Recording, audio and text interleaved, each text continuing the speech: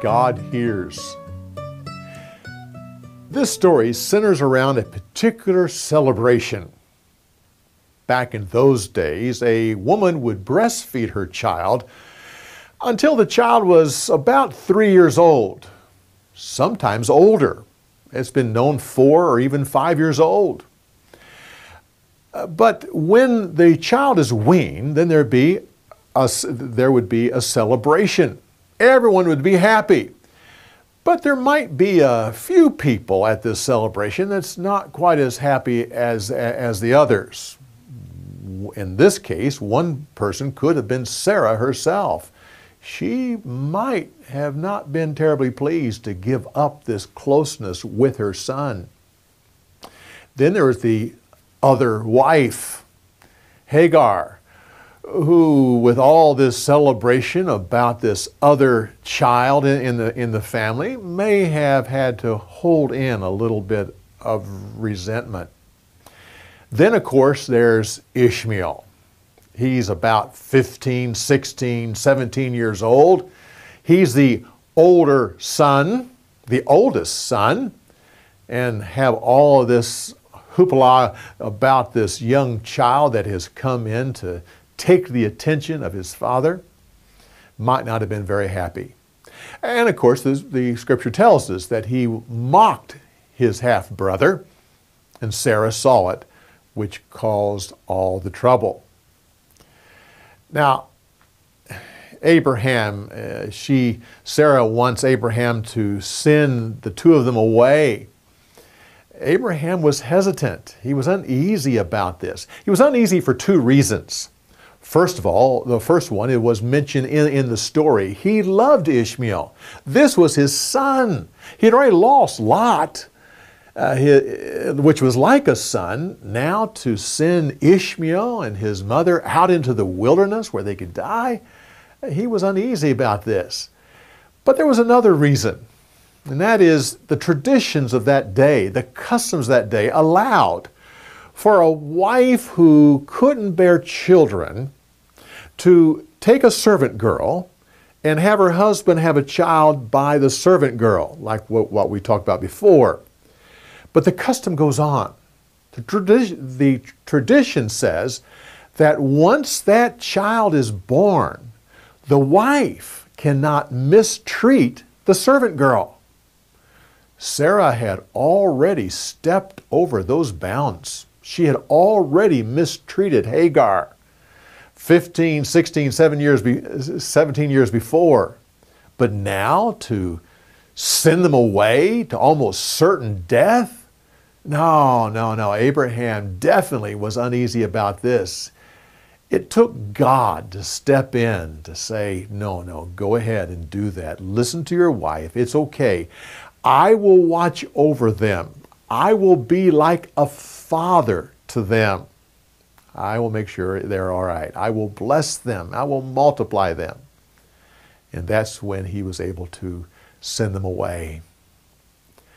I was in Israel one time when I rented a car and I was down in the Negev desert, down in the area where Hagar and Ishmael were at.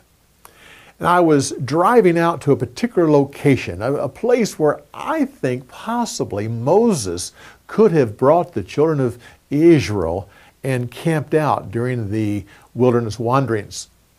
Now, as I was driving along, I kept seeing signs for certain cisterns, one on this side and one on that side, and I was kind of curious.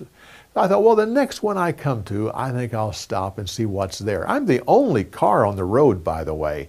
So when I pull in that little parking lot right next there, I was the only one there.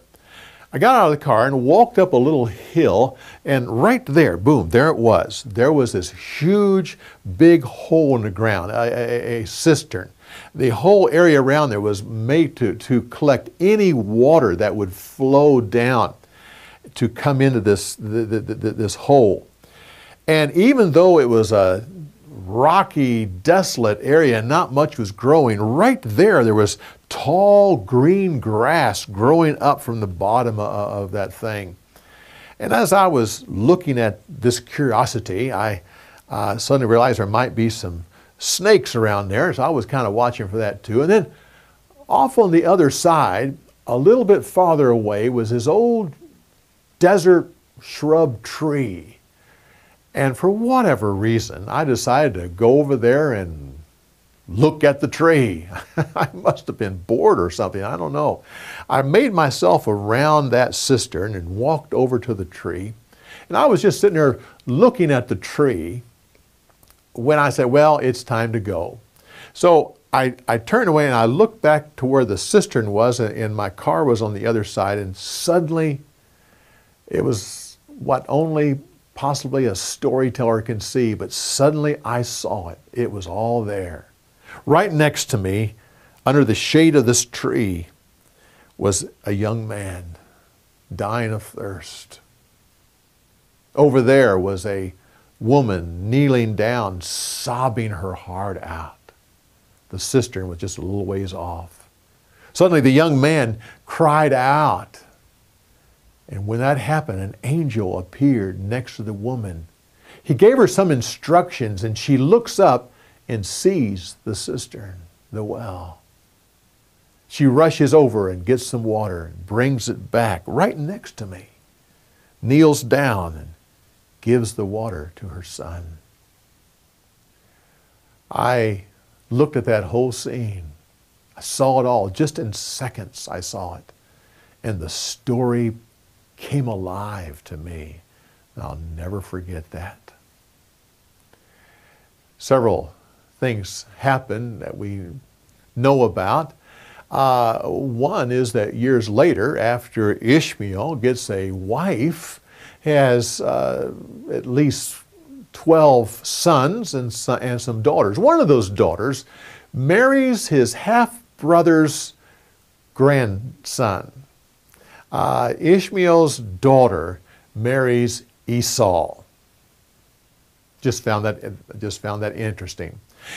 And when Ishmael was an older man, he came back up in this area of Canaan, went to the city of Hebron. There he met with his half-brother, Isaac, and the two of them buried their father. The one man who loved both of them. Come back when I give you more insights on the story.